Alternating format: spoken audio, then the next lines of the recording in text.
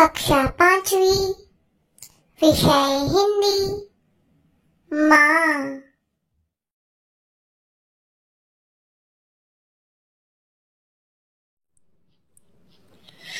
प्रकृति का प्रारूप हो तुम, माँ जगत का रूप हो तुम, माँ जगत का रूप हो तुम।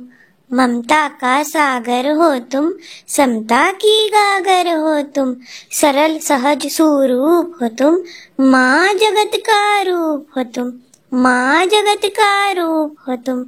संस्कारों की ज्योति जलाती, जीवन का आधार सजाती, ऐसी अजब अनूप हो तुम, माँ जगत का रूप हो तुम, माँ जगत का रूप हो तुम। माँ ब्रह्मांड स्वरूप हो तुम, माँ जगत का रूप हो तुम, माँ जगत का रूप हो तुम। धन्यवाद।